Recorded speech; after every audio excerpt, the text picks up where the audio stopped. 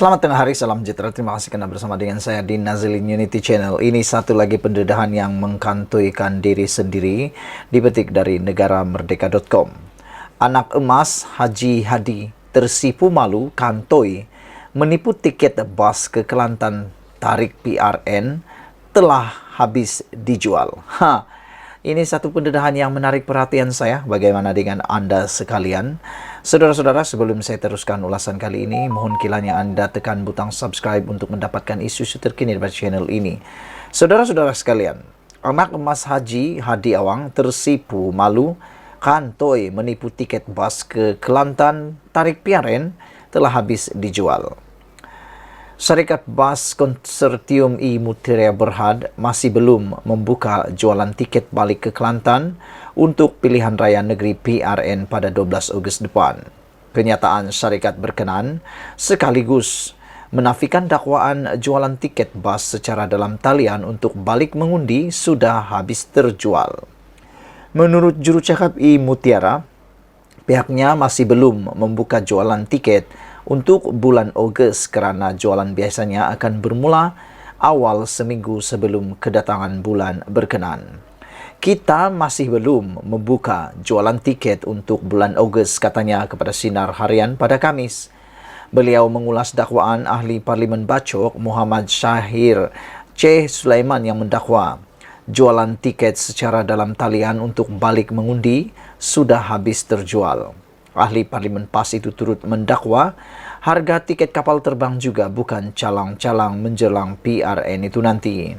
Ujarnya difahamkan tiket tersebut mencecah harga kayangan di mana pergi balik hampir RM1.000 satu orang. Sementara itu, seorang ejen tiket yang mahu dikenali sebagai Yati memberitahu jualan untuk perjalanan bulan Ogos masih belum dibuka lagi. Katanya, apa yang didakwa oleh ahli politik itu tidak wajar kerana ia boleh menimbulkan kekeliruan dalam kalangan masyarakat, terutama yang mempunyai perancangan untuk menaiki kenderaan awam untuk pulang mengundi. Saudara-saudara sekalian, pendedahan daripada dua orang ini betul-betul mengejutkan kita. Bagaimana sampai tersipunya malu kantoi menipu tiket bas Kelantan ini telah habis. Berani juga kan membuat kenyataan seperti ini, nasib baiklah tidak ada pihak yang mahu menyaman beliau atas kenyataan yang tidak benar ini. Walau bagaimanapun, begitulah apabila menjelang PRN memang pelbagai caralah dilakukan, pelbagai caralah diatur semata-mata untuk mahu menangi pilihan raya tersebut. Tidak kiralah cara itu kotor, cara itu bersih atau sebagainya, pastinya akan dipilih untuk melakukan atau untuk dilakukan semata-mata dengan hanya satu tujuan. Pertama, mau menang. Kedua, coba mengelirukan pihak lawan. Ini dipanggil strategi untuk mengelirukan pihak lawan. Tetapi yang terkeliru bukan pihak lawan, tetapi rakyat itu sendirilah. Tidak kasihankah kepada rakyat yang mahu balik mengundi, yang ada niat untuk mengundi tapi tertipu, terkeliru dengan kenyataan seperti ini, yang kononnya harga tiket dah telah habis dijual. Tetapi rupa-rupanya syarikat bas ini sendiri yang tampil, syarikat bas I Mutiara, masih belum membuka jualan tiket lagi. Jadi, bagaimana dikata telah habis tiket dijual, walhal tiket secara online pun belum mula dijual. Bayangkanlah saudara-saudara sekalian, bukankah ini satu penipuan yang benar-benar besar, benar-benar ajaib?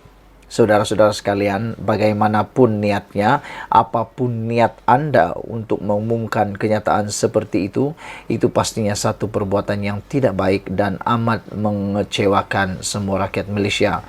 Kalau ada yang mau balik kampung, itu susah. Menurut seorang juru jual, beliau berkata, kenyataan tersebut tidak sepatutnya dinyatakan.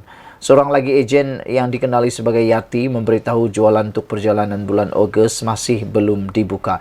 Masih belum dibuka, bukannya telah dibuka pun, belum buka pun. Katanya apa yang didakwa oleh ahli politik itu tidak wajar kerana ia boleh menimbulkan kekeliruan dalam kalangan masyarakat, terutama yang mempunyai perancangan untuk menaiki kenderaan untuk pulang mengundi. Selain daripada mengundi, untuk Anda punya pengetahuan, ada lagi rakyat biasa yang hendak pulang kampung turut mau pulang kampung, terutama yang mau mengikuti kendaraan awam. Apa pendapat kamu semua? Jadi dengan tajuk yang menarik dan panas luar biasa ini, anak emas Haji Hadi tersipu malu, kantoi menipu tiket bas ke Kelantan, tarik PRN telah habis dijual. Sekian dulu kali ini, ikuti terus ulasan pendedahan selepas ini. Selamat petang, salam sejahtera. Terima kasih karena bersama dengan saya di Nazilin Unity Channel. Petang ini saya dikejutkan dengan satu pertanyaan daripada netizen yang pastinya Anda akan tertarik dan ikuti terus ulasan kali ini karena ia sangat menarik. Seorang netizen bertanya kepada saya, adakah PAS layak bertanding pada PRN 6 buah negeri ini? Saya agak terkejut dengan persoalan tersebut dan saya bertanya, dari mana Anda mendapat persoalan ini? Bagaimana Anda terfikir bahwa PAS tidak akan bertanding pada PRN akan datang ini? Dari mana faktanya dan bagaimana persoalan itu boleh timbul? Netizen ini berkata bahwa mereka bertanya atas faktor keputusan yang diumumkan pada 27 Jun lalu, yang mana Mahkamah Pilihan Raya Terengganu telah pun membatalkan kemenangan calon Parlimen Kuala Terengganu, yaitu Datuk Ahmad Amzad Hashim, atas dakwaan dan atas terbuktinya perbuatan rasuah di dalam pilihan raya baru-baru ini bertujuan untuk mempengaruhi pengundi pada PRU 15. Hakim Datuk Seri Muhammad Fairuz Jeffrey dilaporkan berkata pihak pempetition yaitu Barisan Nasional BN telah berjaya membuktikan perbuatan rasuah berlaku dengan tujuan mempengaruhi pengundi pada PRU 15. Dengan itu, SPR telah pun menunggu perakuan hakim pilihan raya untuk mewartakan kekosongan kerusi dan mengadakan pilihan raya. Menjadi persoalan daripada netizen kepada saya ialah mereka kata rasuah tetap rasuah. Bagaimanapun bentuknya, rasuah tetap satu perbuatan yang terkutuk. Rasuah tetap perbuatan yang berdosa, kata mereka. Apapun niatnya, apapun perkaranya, kata mereka, perbuatan rasuah tidak boleh diampuni atau tidak boleh diterima oleh sesiapapun. Kerana kalau tidak, ini akan jadi satu duluan dan satu ingatan ideologi baru bahwa rasuah boleh menjadi halal untuk tujuan yang dianggap betul. Walaupun perkara itu memang tak benar, tak betul sama sekali. Oleh sebab itulah mereka kata, kalau rasuah di luar sana boleh dipenjarakan, boleh menyebabkan sesuatu tempat itu diharamkan, mereka bertanya, tidak bolehkah PAS diharamkan daripada menyertai PRN kali ini? Mereka kata disqualify saja PAS kerana telah pun terbukti melakukan perbuatan rasuah. Dan ini bukan satu perkara yang masih boleh dinafikan, kerana ia telah pun diumumkan. Selain daripada itu, tindakan PAS untuk tidak merayu atau tidak melawan keputusan ini, menurut Nurul Izzah, anak kepada Datuk Seri Anwar Ibrahim, beliau bertanya, adakah ini membuktikan PAS adalah parti yang rasuah, beli undi untuk menang pilihan raya? Selain itu, Nurul Izzah juga mengatakan bahawa ini mungkin sebabnya beberapa tempat kawasan Pakatan Harapan kalah dalam PRU baru-baru ini. Keputusan PAS tidak mengemukakan rayuan membuktikan unsur rasuah dan beli undi berlaku di kawasan itu menurut Nurul Izzah Anwar. Jadi itu sebabnya ramai bertanya, patutkah PAS diharamkan partinya dibubar terus dan tidak dibenarkan bertanding dalam pilihan raya pada kali ini kerana sudah terbukti ada rasuah dan ada beli undi berlaku di dalam pilihan raya melibatkan parti PAS, kata mereka. Apa pendapat anda semua? Adakah PAS boleh bertanding ataupun perlu diambil tindakan yang lebih jelas lagi? Saudara-saudara sekalian, mungkinkah SPRM akan mengambil tindakan untuk isu rasuah dalam pilihan raya ini? Karena berdasarkan kepada fakta sudah terbukti ada unsur rasuah untuk mempengaruhi pengundi. Selain daripada itu, ianya juga tetap rasuah. Tiada yang kata rasuah ni rasuah yang betul, rasuah yang baik. Tiada yang kata rasuah ni dengan niat, tiada yang rasuah ni dengan perkara untuk kemenangan dan sebagainya. Pada pendapat saya, Rasuah tetap rasuah, dosa tetap dosa, perbuatan jahat tetap jahat. Walau macam manapun ia dilakukan dengan apapun alasan, ia adalah satu perbuatan yang harus kita hindari. Tidak pedulilah bukan sekadar pilihan raya, tetapi untuk semua perkara. Jadi, sila tinggalkan komen Anda, tekan butang subscribe, dan apa pendapat Anda tentang ulasan dan juga pertanyaan daripada netizen ini. Sekian dulu untuk kali ini. Jangan lupa tinggalkan komen Anda, tekan butang subscribe, dan jumpa lagi. Bye-bye. Selamat pagi, salam sejahtera. Terima kasih karena bersama dengan saya di Nazilin Unity Channel. Isu yang paling hangat petang ini dipetik daripada negaramerdeka.com menulis, kini terbukti PAS Parti Rasuah beli undi untuk menang pilihan raya. Persoalan ini makin menjadi besar di media sosial, dan saya rasa Anda juga mungkin akan share video ini kerana ianya amat berkait rapat dengan pilihan raya negeri yang akan dilangsungkan tidak lama lagi. Persoalan besar ini haruslah dijawab oleh kita semua. Anda sila tinggalkan komen Anda dalam ruangan komen. Apakah Anda juga tertarik ataupun ada juga Anda setuju dengan tajuk ulasan kali ini daripada negaramerdeka.com? Kini terbukti PAS Parti Rasuah beli undi untuk menang pilihan raya.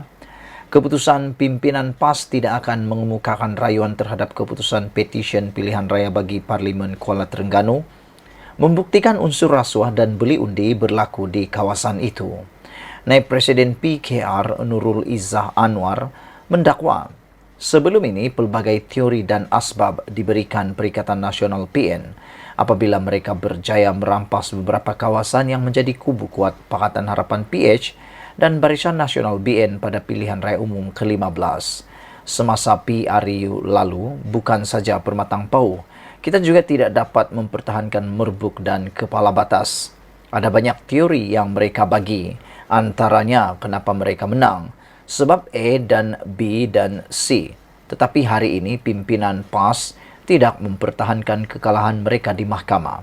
Kala petisyen pada pilihan raya di Kuala Terengganu membuktikan rasuah dan membeli undi memang berlaku. Inilah sebabnya mereka memenangi kerusi itu, kata beliau lagi. Beliau berkata demikian ketika berucap pada ceramah jelajah Madani PKR di Bukit Selambau semalam. Pada 27 Jun lalu, Mahkamah Pilihan Raya Terengganu membatalkan kemenangan calon Parlimen Kuala Terengganu Datuk Ahmad Amzad Hashim pada PRU 15. Hakim Datuk Seri Muhammad Firuz Jafril dilaporkan sebagai berkata, pihak pempetisyen iaitu calon Barisan Nasional BN Datuk Muhammad Zubir Embong berjaya membuktikan perbuatan rasuah berlaku dengan tujuan mempengaruhi pengundi pada PRU 15. Berikutan keputusan itu, Suruhanjaya Pilihan Raya SPR akan menunggu perakuan Hakim Pilihan Raya untuk mewartakan kekosongan kerusi dan mengadakan pilihan raya. Pada 3 Januari lalu, UMNO Terengganu memfailkan petisyen untuk membatalkan keputusan PRU 15 bagi Parlimen Kuala Terengganu di Mahkamah Tinggi mengikut Akta Kesalahan Pilihan Raya 1954. Pengurusi Badan Perhubungan UMNO Terengganu, Datuk Seri Ahmad Said dilaporkan berkata, petisyen itu difailkan antara lain atas dakwaan PAS menyogok pengundi dengan mengagihkan wang bantuan diberikan kerajaan negeri pada 15 hingga 17 November lalu, iaitu beberapa hari sebelum pengundian PRU 15 melalui program iPension, iBelia dan iSiswa. Pada PRU 15, Ahmad Amzad menangi kerusi Parlimen Kuala Terengganu dengan memperoleh majoriti 40,907 undi selepas menewaskan 3 pencabar lain daripada termasuklah Muhammad Zubir. Saudara-saudara sekalian, pendedahan kali ini datang daripada anak Anwar sendiri, iaitu Nurul Izzah. Amat menarik kerana Nurul Izzah jarang sekali mengemukakan ayat-ayat kontroversi seperti ini. Namun kali ini Nurul Izzah akhirnya bersuara berkaitan dengan keputusan petisyen pilihan raya yang telah pun dimenangi oleh pempetisyen Barisan Nasional. Nurul Izzah kata bahawa kala petisyen pada pilihan raya di Kuala Terengganu membuktikan rasuah dan membuli undi memang berlaku. Inilah sebabnya mereka memenangi kerusi itu, kata beliau lagi. Jadi, soalan mudah untuk kita semua. Kini terbukti PAS parti rasuah, beli undi untuk menang pilihan raya. Sekian dulu untuk kali ini, ikuti terus ulasan selepas ini. Selamat malam, salam sejahtera. Terima kasih karena menonton channel Nazilin Unity Channel. Saudara-saudara sekalian, ada orang menuduh Anwar Ibrahim sebagai kerajaan yang bersikap pilih bulu dan tidak bersikap sama rata atau adil. Namun demikian, pendedahan pada malam ini akhirnya mendedahkan siapa sebenarnya yang boleh dikatakan sebagai orang yang tidak bercakap benar. Hari ini disahkan bahawa siasatan polis terhadap Lim Guan Eng membuktikan kerajaan tidak bersikap pilih bulu. Jadi kalau selepas ini Anda mendengar bahawa kerajaan dipimpin oleh Anwar Ibrahim ada kerajaan yang bersikap ataupun mempunyai sifat pilih bulu, itu adalah tomahan yang tidak benar sama sekali. Berikutan adanya beberapa laporan polis terhadap pengerusi DAP Lim Guan Eng atas kenyataannya yang mengaitkan gelombang hijau dengan perobohan tokong, pihak polis telah memulakan siasatan terhadap beliau. Kenyataan Guan Eng itu dianggap menyentuh isu 3R, raja, agama serta kaum, yang mana kerajaan dan polis telah berkali-kali mengingatkan pemimpin-pemimpin politik agar tidak bercakap mengenai ia, khusus menjelang PRN pada 12 Ogos depan. Timbalan Pengarah Jabatan Siasatan Jenayah Bukit Aman, G. Suresh Kumar berkata, ahli Parlimen Bagan itu disiasat mengikut Seksyen 4 dalam kurungan 1 Akta Hasutan 1948 dan Seksyen 505 dalam kurungan B Kanun Keseksaan.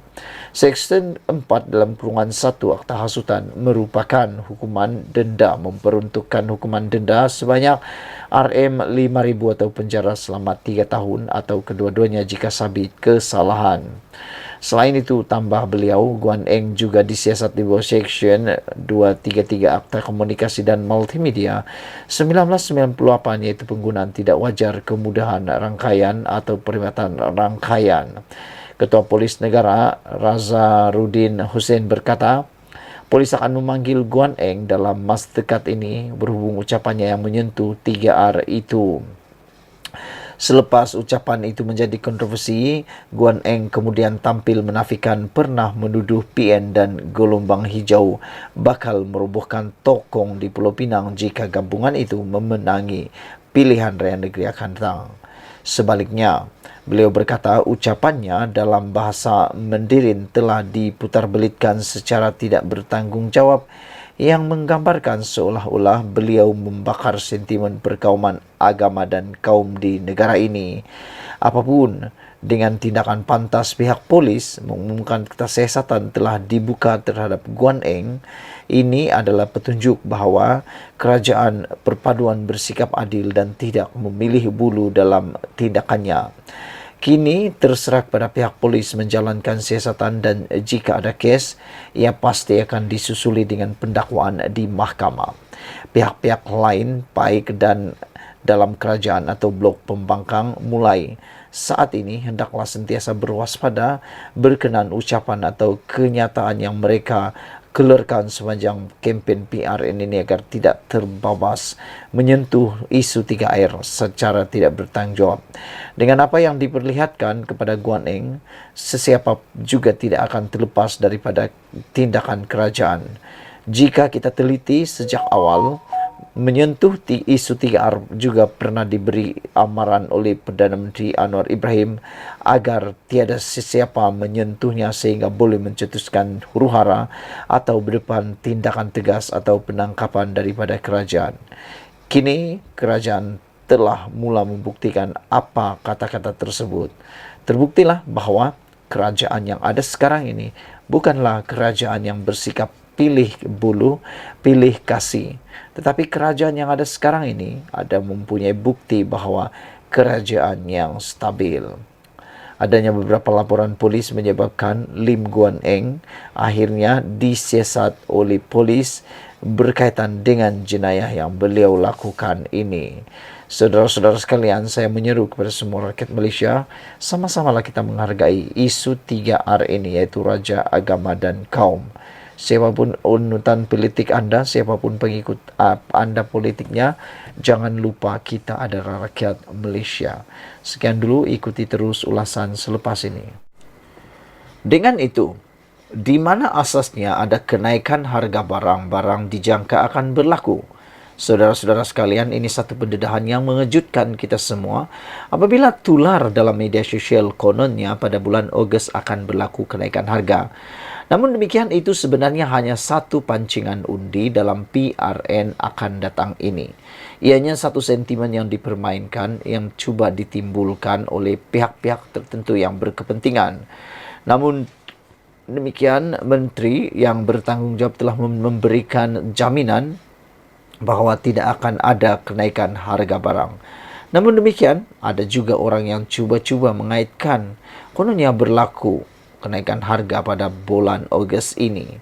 Tidak lain sebenarnya dengan menyebut kenaikan itu dijangka bermula pada Ogos, ia adalah jarum halus yang bertujuan mencucuk virus kemarahan ke dalam jiwa rakyat menjelang pengundian PRN 6 negeri pada 12 Ogos.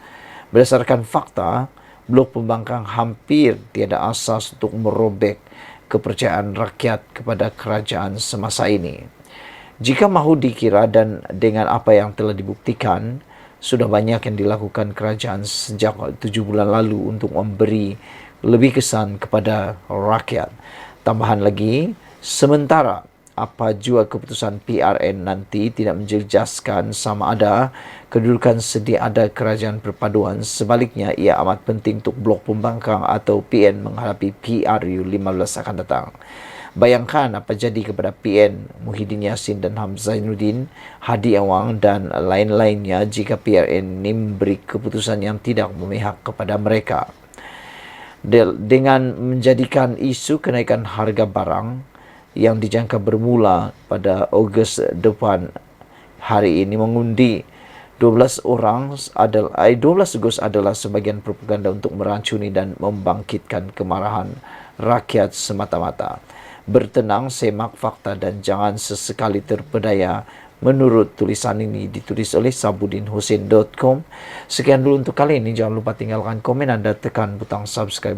Ikuti terus ulasan selepas ini. Terima kasih karena bersama dengan saya di Nazilin Unity Channel. Saya nak kongsikan dengan Anda sekalian satu tohmahan daripada Parti Pembangkang berkaitan dengan PRN yang akan berlangsung tidak lama lagi, dan tohmahan itu mengatakan bahawa kenaikan harga barang pada bulan Ogos akan berlaku. Jangkaan kenaikan harga barang Ogos depan. Ini satu tohmahan yang jahat yang mengatakan bahawa harga barang akan meningkat. Namun demikian, menurut sahbudin.com, dipetik daripada sahbudin.com ini, dia kata jangkaan kenaikan harga barang Ogos depan hanya sekadar propaganda PRN. Saya rasa memang seperti itu. Naik saja atau mula saja pilihan raya, pasti ada banyak pelbagai isu yang tidak semestinya betul 100% akan menular di sana-sini. Terutamanya kempen daripada cyber trooper yang menjadi musuh, terutamanya Perikatan Nasional dan juga Pakatan Harapan yang bermusuh, yang mana saling membalas propaganda.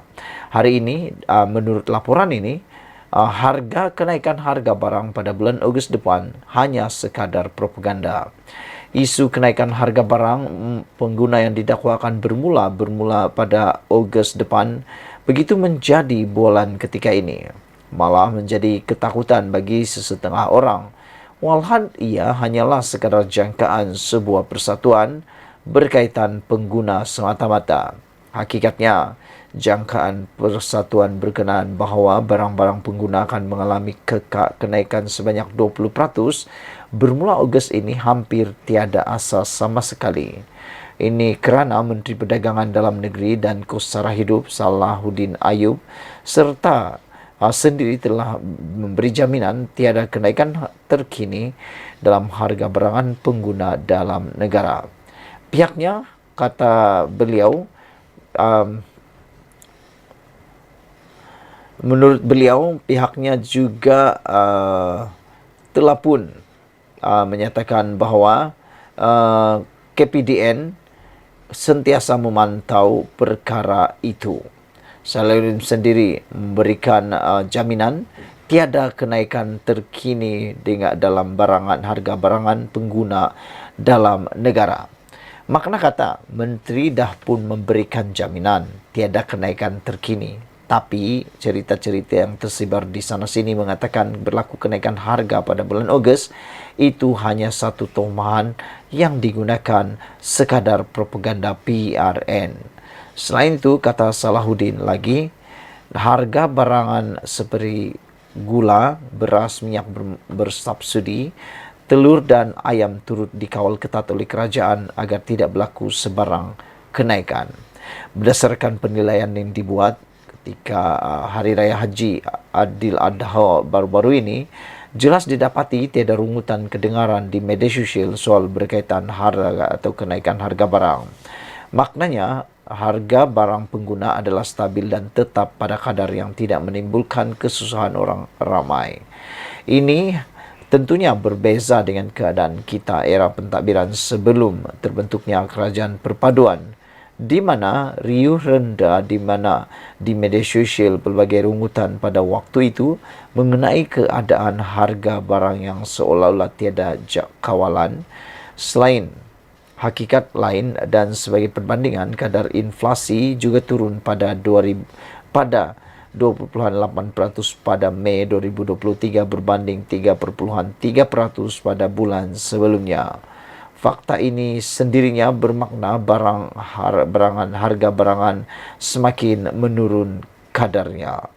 Sekian dulu untuk kali ini. Jangan lupa tinggalkan komen Anda. Sila tekan butang subscribe. Kita jumpa lagi. Bye-bye. Selamat petang, salam sejahtera. Terima kasih kerana bersama dengan saya di Nazilin Unity Channel. Habislah Tun Mahathir Mohamad dengan pendedahan panas daripada Anwar Ibrahim ini. Saudara-saudara sekalian, ini satu perkara yang paling menarik perhatian saya. Apabila Anwar Ibrahim kata, kita tidak patut ambil serius, Dr. Mahathir sudah tidak relevan. Sebelum kita teruskan ulasan pada malam ini, apa kata netizen? Apa kata Anda yang menonton channel ini, yang menonton konten pada malam ini? Benarkah dakwaan daripada Anwar Ibrahim ini tepat? Yaitu Dr. Mahathir Mohamad sudah tidak relevan lagi. Secara pribadi, pada pendapat saya, sebagai seorang tokoh politik dan negarawan Malaysia, Mahathir Mohamad sebenarnya masih relevan tetapi sebagai penasihat dan bukan ahli politik lagi. Kerana kalau dia mau jadi ahli politik semula, memang sudah tidak relevan. Ada beberapa faktor yang saya nak kongsikan dengan Anda semua. Tapi sebelum itu, kita dengar dulu apa sebab Anwar Ibrahim yang amat berhormat Perdana Menteri kita menyatakan bahawa Mahathir Mohamad sudah tidak relevan lagi.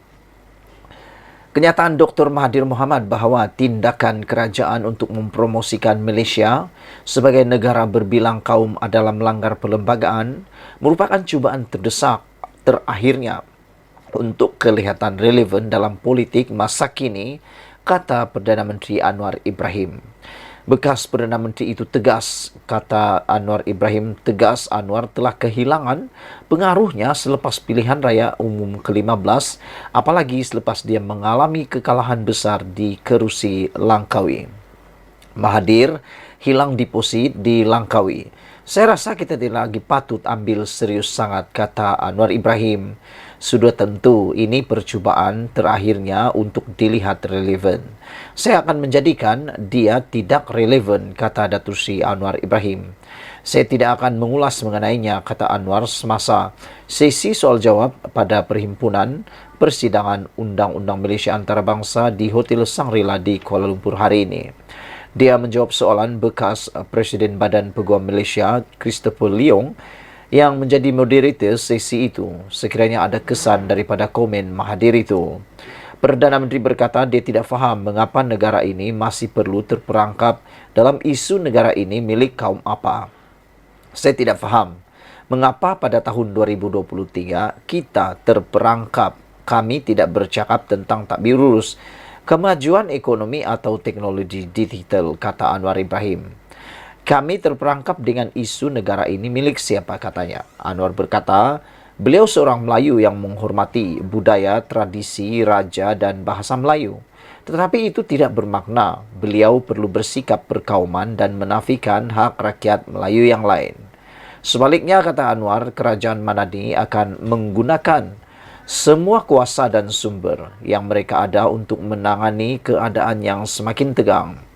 Perlembagaan, katanya, amat jelas mengenai kedua-dua kedudukan istimewa orang Melayu serta menjaga kebajikan semua warga negara Malaysia.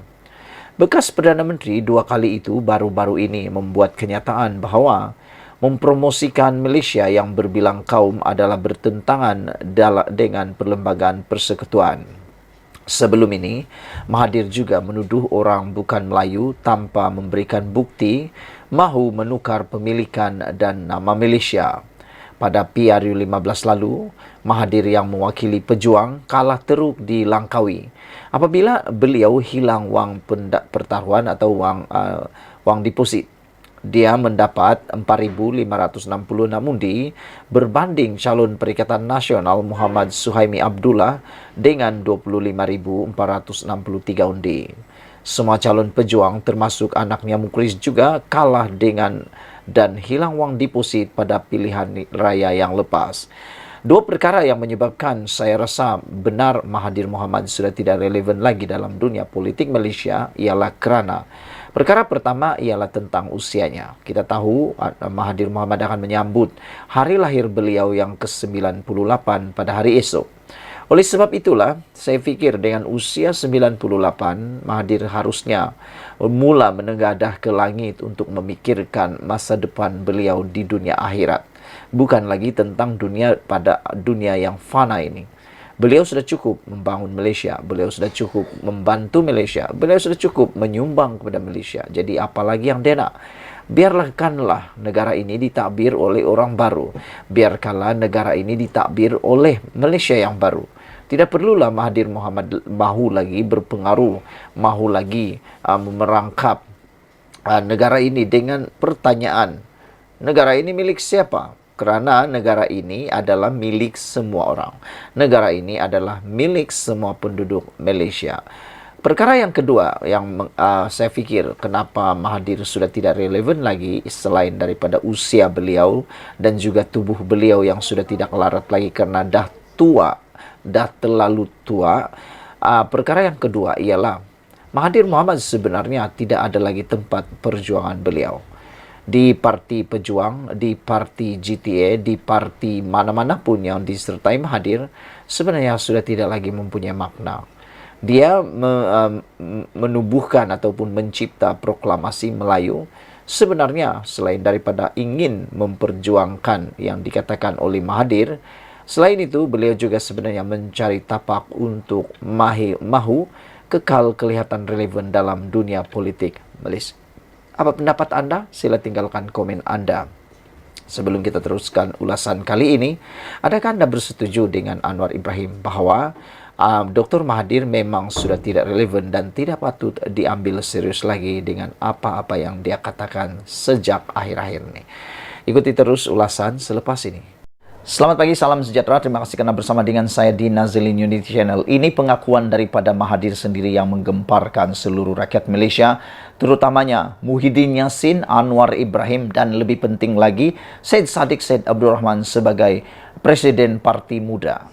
Mahathir mengakui pada pagi ini bahawa Dr. M mengakui bahawa proklamasi orang Melayu sukar tarik orang muda. Saya nak bagi tahu Tun Mahathir mungkin kepada juga semua orang yang menonton channel ini, orang muda sekarang ini tak sama dengan zaman Mahathir Mohamad dahulu memulakan parti politik atau memulakan karier politik. Orang muda pada waktu ini pemikirannya lebih dinamik, lebih progresif dan yang lebih penting lagi sudah terbuka kepada pelbagai perkara termasuklah isu-isu seperti perkauman dan keagamaan. Orang muda sekarang sudah dapat menerima kesamaan ataupun sudah dapat menerima bahawa negara ini adalah negara yang majmuk.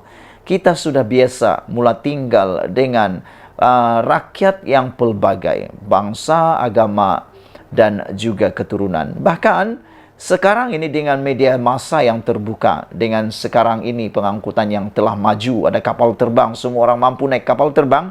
Orang Sabah dah kenal orang Semenanjung Malaysia. Orang Semenanjung Malaysia dah kawin orang Sabah dan Sarawak. Ada keluarga, bahkan ada sudah yang menetap di Sabah Sarawak. Jadi itu sebabnya. Mungkin sebabnya itu orang muda. Itulah sebabnya orang muda sukar untuk tertarik dengan proklamasi orang Melayu. Ini diakui sendiri oleh Mahathir. Pengasas proklamasi orang Melayu, Dr. Mahathir Mohamad, mengakui sukar menarik sokongan orang muda kepada inisiatif itu yang disokong pemimpin parti pembangkang seperti PAS dan Bersatu. Beliau berkata, orang muda tidak mengikut sejarah, negara dan perjuangan pemimpin dulu. Saya tidak setuju dengan apa yang Mahathir kata ini. Apabila Mahathir kata orang muda tidak mengikut sejarah negara dan perjuangan pemimpin dulu, saya tidak setuju. Saya sebagai seorang anak muda, orang Sabah, saya tidak setuju apabila Mahathir kata orang muda tidak mengikut sejarah. Siapa kata orang muda tak ikut sejarah? Orang muda ikut sejarah. Kita lah yang paling suka sejarah sekarang. Tanya saja orang muda-muda sekarang ni lebih berminat. Sebenarnya berminat ikut sejarah yang tepat, bukan ikut sejarah ahli politik. Saya nak kata ada dua beza sejarah yang betul dengan sejarah ahli politik punya. Versi sejarah ahli politik. Saya kalau nak tahu, saya ini bukanlah pakar sejarah sangatlah, tapi membesar dengan ilmu sejarah. Di universiti dulu belajar sejarah. Saya memang belajar sejarah. Itu sebab saya tidak setuju dengan Tun Mahathir kata bahwa orang muda tidak mengikut sejarah. Saya ikut sejarah, saya orang muda. Dan bagaimana Anda? Kita orang muda ikut sejarah. Kita ikut sejarah. Cuma sejarah ini ada dua versinya yang harus kita hati-hati. Yang satu tuh sejarah ilmunya, yang ada ilmu. Yang satu lagi sejarah versi politik. Yang tak elok itu ialah, bukan tak elok sangatlah, tapi yang sukar untuk kita mengerti dan kadang-kadang berubah mengikut dinamik politik ialah sejarah versi politik. Ini yang dimaksudkan oleh Tun Mahathir bahwa orang muda tidak mengikut sejarah. Orang muda ikut ilmu sejarah. Ilmu sejarah yang kita belajar di universiti, di sekolah maupun di mana-mana sejarah yang secara tidak formal, itu kita ikut. Tapi kalau versi politik, ini mungkin yang dimaksudkan oleh Tun Mahathir. Saya pikir sejarah versi politik itu harus dimengertikan dengan berhati-hati. Karena sejarah dalam versi politik itu adalah mengikut acuan politik semata-mata untuk kepentingan pribadi atau parti politik tertentu. Selepas itu, kalau Tun Mahathir kata orang muda tidak mengikut sejarah dan perjuangan pemimpin dulu, ini pun saya tak setuju. Kerana orang muda sekarang sangat menghormati pemimpin-pemimpin terdahulu, termasuklah Tun Mahathir Mohamad sendiri. Siapakah orang muda di Malaysia ini yang tak kenal sejarah negarawan ini? Kita kenal Tun Mahathir, kita hargai Tun Mahathir, kita tahu sumbangan Tun Mahathir kepada Malaysia. Banyak, kita tak nafikan. Dia adalah bapa kemajuan Malaysia. Boleh kata juga bapa kepada perindustrian Malaysia. Dialah yang memperkenalkan Proton. Dialah juga yang memajukan Malaysia. Tetapi, kita tahu dia juga yang memperkenalkan wawasan 2020. Kata Tun Mahathir Mohamad, kita hadapi masalah dengan orang muda kerana mereka tidak mengikuti sejarah negara, perjuangan negara kita, kata Mahathir. Banyak daripada orang muda tak faham, kata Mahathir. Dia cakap mereka sekarang okey, tapi dia berada dalam keadaan okey sekarang sebab kita, kata Mahathir. Ya, betul lah tu. Kita okey sekarang sebab Mahathir. Tapi untuk mengikut Mahathir punya kehendak dan telunjuk yang seterusnya, kita tak okey. Kita ikut kepimpinan yang terbaru terkini. Takkanlah sampai bila-bila nak ikut telunjuk Mahathir baru kita okey. Kita hormati Tun Mahathir sebagai negarawan kita yang ulung, negarawan kita yang terbaik. Tapi untuk terus ikut telunjuk beliau, itu tak okey. Kita nak mempunyai negara yang benar-benar mengikut acuan pemimpin semasa. Sebelum ini, proklamasi itu dilaporkan bertujuan untuk menyatukan orang Melayu melangkaui garis politik. Malaysia kini melaporkan semua pihak yang menandatangani proklamasi itu sepakat untuk bekerjasama pada PRN akan datang. Saudara-saudara sekalian, itu pendapat saya tentang apa yang dikatakan oleh Dr. Mahathir tentang proklamasi orang Melayu, sukar tarik orang muda.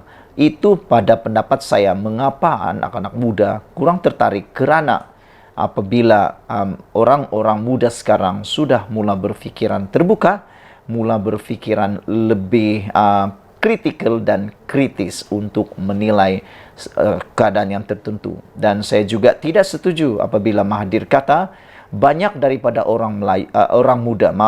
banyak daripada orang muda tak faham. Dia cakap mereka sekarang okey, tapi dia berada dalam keadaan okey sekarang sebab kita, kata Mahathir.